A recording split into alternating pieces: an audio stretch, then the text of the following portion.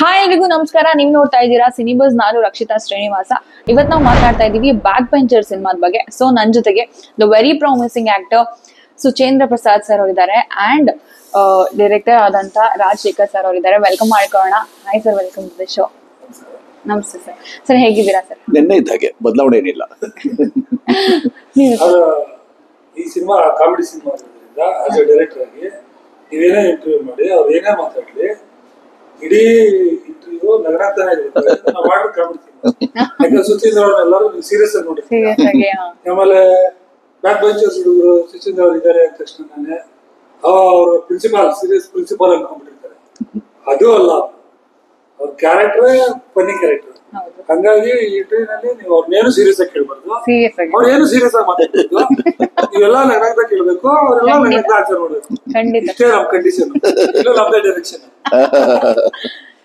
Okay sir. Sir sir ನಿಮ್ಮ voice sir, ನಿಮ್ಮ ವಾಯ್ಸ್ಗೆ ನನ್ನ ಫ್ಯಾನ್ ಸರ್. ಓಕೆನಾ? ಸೊ ವಾಯ್ಸ್ಗೆ ಏನಾದ್ರು ಯೋಗ ಏನಾದ್ರು ಮಾಡ್ತೀರಾ? ಪ್ರಾಕ್ಟೀಸ್ ಲೈಕ್ ಡೈಲಿ ಪ್ರಾಕ್ಟೀಸ್ ಯೋಗ ಚೆನ್ನಾಗಿರ್ಬೇಕು ಅಂತ ಲೈಕ್ ವಾಯ್ಸ್ ಧ್ವನಿಗಾಗಿ ಚಟುವಟಿಕೆ ಇದೆ. ನಾವು ಆತರ ರಾಷ್ಟ್ರೀಯ ನಾಟಕ ಶಾಲೆಯಲ್ಲಿ ಕಲ್ತು ಬಂದವರಾದ್ರಿಂದ ಧ್ವನಿಗಾಗಿ, ಧ್ವನಿಯ ವಿನ್ಯಾಸಕ್ಕಾಗಿ ಅಂತಾನೆ ಪ್ರತ್ಯೇಕವಾಗಿ ಒಂದಷ್ಟು ಚಟುವಟಿಕೆಗಳನ್ನ ಮಾಡಿಸ್ತಾರೆ. ಅದು ಕೆಲವರಿಗೆ ದೈವದತ್ತವೂ ಇರುತ್ತೆ, ಕೆಲವರಲ್ಲಿ ಆ ಥರದೊಂದು ಧ್ವನಿಯ ತಂತುಗಳಿವೆಯಲ್ಲ, ತಂತುಗಳಲ್ಲಿ ಮಾಡ್ಬೋದಂತ, ಅದು ಹೊರಡಿಸ್ಬೋದಂತ ನಾದ ಇದೆಯಲ್ಲ, ಅದು ಕೆಲವರಿಗೆ ರೂಢಿಗತ, ಕೆಲವರಿಗೆ ದೈವದತ್ತ, ಇನ್ ಕೆಲವರು ಅದ್ರ ಮೇಲೆ ದುಷ್ಟ ಚಟುವಟಿಕೆ ಮುಖಾಂತರ ಕೆಲಸ ಮಾಡ್ತಾರೆ. ಸಾಧ್ಯ ಇದೆ, ಎಲ್ಲರಿಗೂ ಸಾಧ್ಯ ಇದೆ. ಅದಕ್ಕೊಂದಿಷ್ಟು ಚಟುವಟಿಕೆ ಹೇಳಬೇಕು ಸರ್. ಅದು ಚಾನ್ಸೇ ಇಲ್ಲ ಸರ್, ಅದು ಚಾನ್ಸೇ ಇಲ್ಲ. ಅದೇ ಸರ್ ಹೇಳಿದಲ್ಲ ಸುಚೇಂದ್ರ ಪ್ರಸಾದ್ ಸರ್, ಅದು ಚಾನ್ಸೇ ಇಲ್ಲ. ಆ ಥರದ ವಿಶೇಷ ಇಲ್ಲ ಚಟುವಟಿಕೆ ಏನಿದೆ. ಅದಾದ್ರೆ ಧ್ವನಿಯ ಏರಿಳಿತಕ್ಕಾಗಿ, ಧ್ವನಿಯ ಹೊರಡಿಸುವ ನಾದಕ್ಕಾಗಿ ಬೇಕಾದಂತಹ ಚಟುವಟಿಕೆಗಳಿವೆ. ಅದನ್ನ ಎಲ್ಲರಿಗೂ ಜನಜನಿತ, ಅದು ಪ್ರಚಲಿತ, ಜನಜನಿತ, ಎಲ್ಲರೂ ಮಾಡ್ಬೋದಾದಂಥದ್ದು. ಹಾಗಾಗಿ ಅದನ್ನ ಮಾಡೋಕೆ ಸಾಧ್ಯವಿದೆ. ಅದಕ್ಕಾಗಿ ಪ್ರತ್ಯೇಕವಾದಂತಹ ಸಂಸ್ಥೆಗಳಿವೆ, ಧ್ವನಿ ಮೇಲೆ ಕೆಲಸ ಮಾಡೋ ಸಂಸ್ಥೆಗಳಿವೆ. ಆ ಸಂಸ್ಥೆಗಳಲ್ಲಿಯೂ ತರಬೇತಿ ಪಡೆಯೋಕೆ ಸಾಧ್ಯವಿದೆ. ನೀವು ಒಂದು ಸಂಸ್ಥೆ ಓಪನ್ ಮಾಡಬಹುದು ಅನ್ಸುತ್ತೆ. ಎಲ್ಲ ಸಹಕಾರ ಸಿಕ್ಕರೆ ಅಣ್ಣ ಬದಲಾವಣೆ ಮಾಡ್ತೀವಿ ಅಂತ ಒಂದು ಸಂಸ್ಥೆ ಮಾಡ್ಬೋದು. ಸಂಸ್ಥೆಗಳಿದೆ ಅಂತ ಹೇಳಿದ್ರು ಸರ್, ಅದಕ್ಕೆ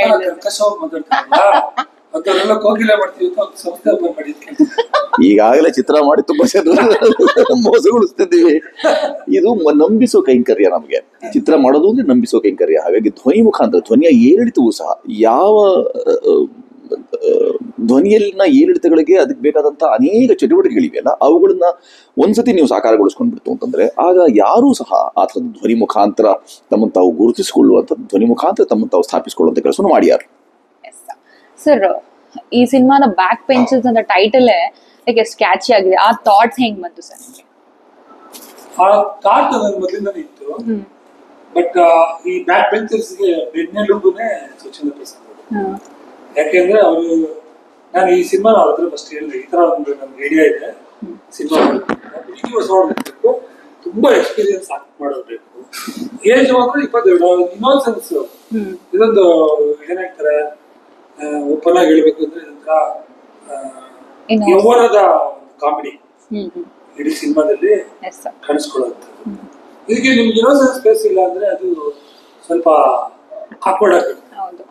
ಅಂತವೇ ಬೇಕು ಅಂತ ಹೇಳಿ ಇವ್ರು ಹೇಳಿದಾಗ ಅದು ಸಾಧ್ಯ ಇಲ್ಲ ಅಂತ ಹೇಳ್ಬಿಟ್ಟು ಕೈ ಬಿಟ್ಬಿಡ್ತಾ ಇದ್ದೀನಿ ಅಂತ ಹೇಳಿದಾಗ ನಾನಿದ್ದೀನಿ ಅಂತ ಹೇಳಿ ಇವರು ಒಂದು 600-700 ಜನ ಹುಡುಗರನ್ನ ಆಡಿಷನ್ ಕರೆದು ಅವರಲ್ಲಿ ಒಂದು 30 ಜನ ಇವ್ರು ಸೆಲೆಕ್ಟ್ ಮಾಡಿ, ಆ 30 ಜನಕ್ಕೆ ಇವ್ರು 30 ದಿನ ಟ್ರೈನಿಂಗ್ ಕೊಟ್ಟು, ಸರ್ ಟ್ರೈನಿಂಗ್ ಕೊಟ್ಟು, ಹೌದು ಸರ್ ಟ್ರೈನಿಂಗ್ ಕೊಟ್ಟು, ಅವ್ರಿಗೆ ಅಕಾಡೆಮಿನೇ ಬೇಡ, ಹೋಗಿ ಆಕ್ಟಿಂಗ್ ಕಲ್ತ್ಕೊಂಡ್ ಬರೋದಕ್ಕೆ ಅಲ್ಲೇ ಕಲ್ತ್ಬಿಡಿ.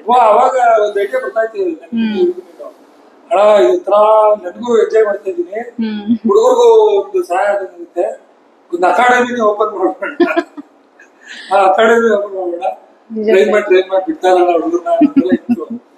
ಬಟ್ ಏನೋ ಅದು ಕೈಗೂಡ್ಲಿಲ್ಲ. ಮುಂದೆ ಅದನ್ನ ಕೈಗೂಡ್ಬಿಟ್ರೆ ಆವಾಗ Suchendra sir principal, academy chairman, ನಾವೆಲ್ಲ ಸ್ಟೂಡೆಂಟ್ಸ್ ಆಗಿ ಬಂದೇವೆ. Yes sir. ಸರ್, ನೀವು ಒಂದು ಪಾತ್ರನ ಒಪ್ಕೊಬೇಕು ಅಂತಂದ್ರೆ ಈ ಫ್ಯಾಕ್ಟರ್ಸ್ ಇರುತ್ತೆ, ನಾನು ಅದನ್ನ ಕನ್ಸಿಡರ್ ಮಾಡಿ ಒಪ್ಕೊಳ್ತೀನಿ ಅನ್ನೋದೊಂದು ಇರುತ್ತಲ್ಲ ಸರ್. ಸೊ ಯಾವ ಫ್ಯಾಕ್ಟರ್ ಈ ಸಿನಿಮಾದಲ್ಲಿ ನಿಮಗೆ ಅಕ್ಸೆಪ್ಟ್ ಮಾಡೋದಕ್ಕೆ ಈ ರೋಲ್ ನಿಮ್ಗೆ ಯಾವ ಫ್ಯಾಕ್ಟರ್?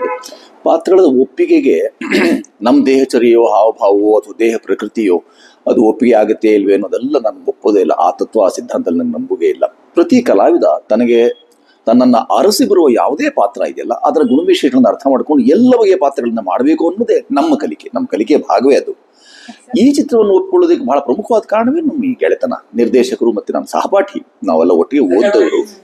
ಅವರ ಪಾತ್ರ ಅವರ ವೃತ್ತಿ ಜೀವನಕ್ಕೆ ಮತ್ತೆ ಅವರ ವೈಯಕ್ತಿಕವಾದ ಇದಕ್ಕೆ ಒಪ್ಕೊಳ್ಳಲ್ಲ ಅನ್ನೋ ಭಯ ನನಗಿತ್ತು. ಯಾಕಂದ್ರೆ ಈಗ ಡೈ ಹಾಕ್ಬೇಕು, ಮಿಸ್ಸಿಗೆ ಡೈ ಹಾಕ್ಬೇಕು,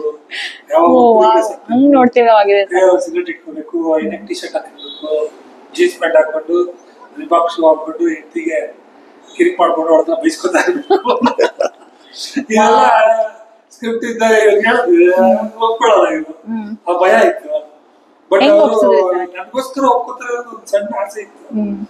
ಆದ್ರೂ ಸ್ನೇಹಕ್ಕೋಸ್ಕರ ಅವರ ವ್ಯಕ್ತಿತ್ವನೇ ಚೇಂಜ್ ಮಾಡ್ಕೊಂಡು ಮಾಡಿ ಅಂತ ಕೇಳೋ ಕಟುಕದ ನಮ್ಗೆ ಇರ್ಲಿಲ್ಲ. ಬಟ್ ಆದ್ರೆ ಅವರು ಸಂತೋಷ ಒಪ್ಕೊಂಡು ಎರಡೆರಡು ಸರಿ ಓದಿ ಆಮೇಲೆ ಆ ಕ್ಯಾರೆಕ್ಟರ್ನ ಎಂಜಾಯ್ ಮಾಡ್ಕೊಂಡು ದಿನ ಶೂಟಿಂಗ್ ನನಗೆ ರೇಗಿಸ್ಕೊಂಡು, ಅಣ್ಣ ಇದು ನಿಮ್ಮನೆ ನಡೀದಾ, ಇದನ್ನೇ ಬಂದ್ಬಿಟ್ಟಿದ್ದೀರಾ, ನಿಮ್ಮ ವೈಫ್ ಹಿಂಗೆ ಮಾಡೋದು, ನಿಮ್ಗೆ ಅದನ್ನೇ ಮಾಡ್ಬಿಟ್ಟಿದ್ದೀರಾ ಅಂತ ಹೇಳಿ ರೇಗಿಸಿ ಬಹಳ ಅಚ್ಚುಕಟ್ಟಾಗಿ ಮಾಡಿದ್ದಾರೆ. ಈ ಸಿನಿಮಾ ನೋಡೋರಿಗೆ ಅದನ್ನ ಹುಡುಗರು ಬಿಟ್ಬಿಡಿ, ಸೀನಿಯರ್ಸ್ಗೆ ಸೂಪರ್ ಅಂತ ಹೇಳಿದ್ದಾರೆ ಅಂತ ಅಷ್ಟೇ ಹೇಳ್ಕೊಡ್ತಾರೆ.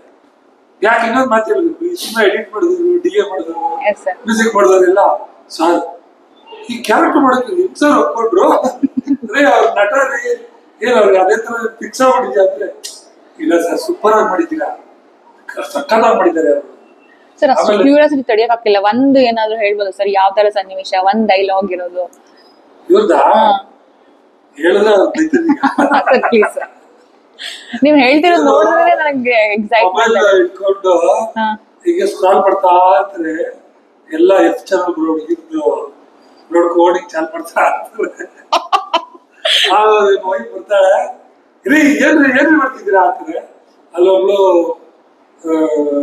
ಆಫ್ರಿಕನ್ ಲೇಡಿದು ಎಫ್ ಚಾನಲ್ ಹುಡುಗಿರ್ತಾಳೆ, ಏನಿಲ್ಲಮ್ಮ ಚಾಮುಂಡಿ ಫೋಟೋ ನೋಡ್ತಾ ಇದ್ದೀನಿ, ಚಾಮುಂಡಿ ಅಂದ್ಬಿಟ್ಟು ಅವ್ಳು ಒಂದು ಮುತ್ಕೊಂಡ್ಬಿಟ್ಟು ಕನ್ನಡ ಇಟ್ಕೊಳ್ತಾರೆ. ಚಾಮುಂಡಿ ನೋಡಿದ್ರು ಯಾರು ಹುಡುಗಿ ನೋಡ್ತಿದ್ರು, ಈ ತರ ಕ್ಯಾರೆಕ್ಟರ್ ಗೊತ್ತಿಲ್ವಾ ಅಂತ ಬೈತಾರ ಅವಳಿಗೆ. ಈ ತರ ಒಂದ್ ಪಾತ್ರಕ್ಕೆ ಸರ್ ಸೂಕ್ತ ಆಗ್ತಾರೆ ಅಂತ ನಿಮ್ಗೆ ಯಾಕೆ ಅನ್ಸ್ತು? ಹಂಗೆ ಅವರು ಸೂಕ್ತ ಅಂತೂ ಹಾಗೆ ಆಗ್ತಾರೆ ಖಂಡಿತ. ಅವರು ಯಾವುದೇ ಪಾತ್ರ ಬಿಸಾಕ್ತಾರೆ. ಬಟ್ ಅವ್ರನ್ನ ಯಾವ ಡೈರೆಕ್ಟರ್ಗೂ ಅವ್ರನ್ನ ಕೇಳೋ ಧೈರ್ಯ ಇರಲ್ಲ. ಅಣ್ಣ ಈ ತರ ಒಂದು ಪಾತ್ರ ಇದೆ ಮಾಡ್ಬೇಕು ಒಂದ್ಸರಿ ಅನ್ನೋ ಭಯ ಇದೆ ಎಲ್ರಿಗೂ.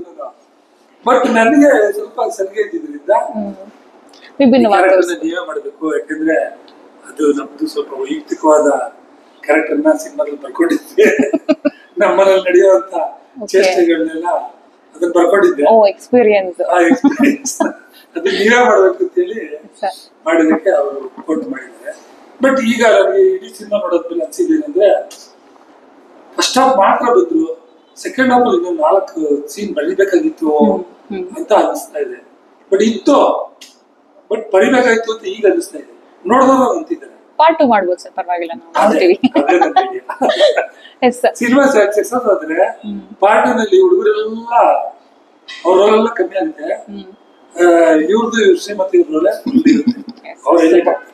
ಸೂಪರ್ ಆಗಿರುತ್ತೆ. ಸರ್ ನೀವು ಬ್ಯಾಕ್ ಬೆಂಚರ್ ಆಗಿದ್ರಾ ಫಸ್ಟ್ ಬೆಂಚರ್ ಆಗಿದ್ರ ಸರ್ ನಿಮ್ಮ ಕಾಲೇಜ್ ಸ್ಕೂಲ್ ಲೈಫ್ ಗಳಲ್ಲಿ? ನಾವ್ ಹಂಗೆ ಅನ್ಸುತ್ತೆ. ಫಸ್ಟ್ ಬೆಂಚು, ನೀವು ಲಾಸ್ಟ್ ಬೆಂಚು? ನಾವು ಲಾಸ್ಟ್ ಬೆಂಚು.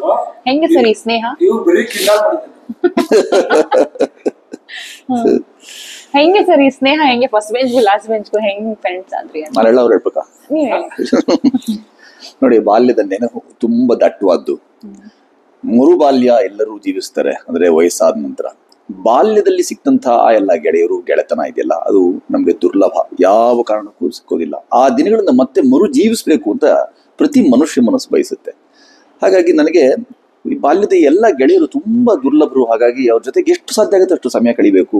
ಆ ಎಲ್ಲ ಹಳೆಯ ಮೆಲುಕು ಇದೆಯಲ್ಲ, ಹಳೆಯ ನೆನಪು ಇದೆಯಲ್ಲ, ಅದನ್ನು ತಾಜಾಗೊಳಿಸ್ಬೇಕು.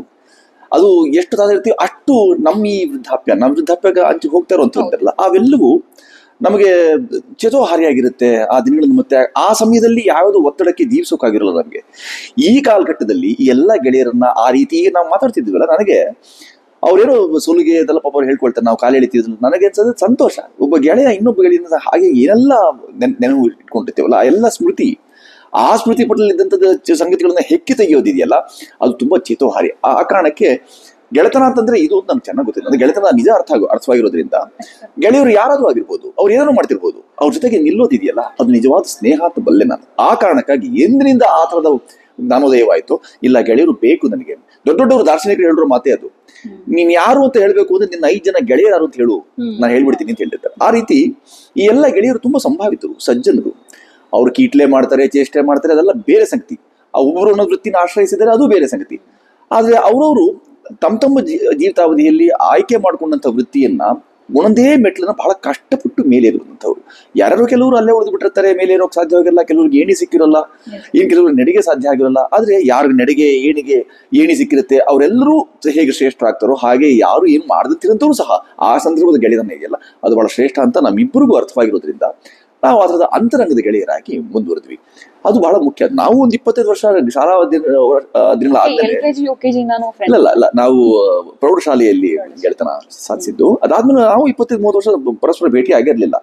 ಆ 25-30 ವರ್ಷಗಳು ನಮಗೆ ಗೆಳೆತನ ಅಂದ್ರೆ ಏನೋ ಅನ್ನೋ ಪಾಠ ನಮಗೆ ಬದುಕು ಮಾಡಿಸ್ಕೊಡ್ತು, ಆ ದರ್ಶನ ಮಾಡಿಸ್ಕೊಡ್ತಾ. ಆದ್ರಿಂದ ನನಗೆ ತುಂಬಾ ಆಪ್ತರು, ತುಂಬಾ ಆತ್ಮೀಯರು. ಆ ಅಂತರಂಗದ ಸ್ನೇಹವನ್ನ ಚಿತ್ರದ ಮುಖಾಂತರ, ಚಿತ್ರದಲ್ಲಿ ಪಾತ್ರ ನಿಭಾಯಿಸೋದ್ ಮುಖಾಂತರ ಅದನ್ನ ತೀರಿಸಿಕೊಳ್ಳೋದು, ಸಾಧಿಸಿಕೊಳ್ಳೋದು ಇದೆಯಲ್ಲ ಅದು ಸಾಧ್ಯ ಆಯ್ತು.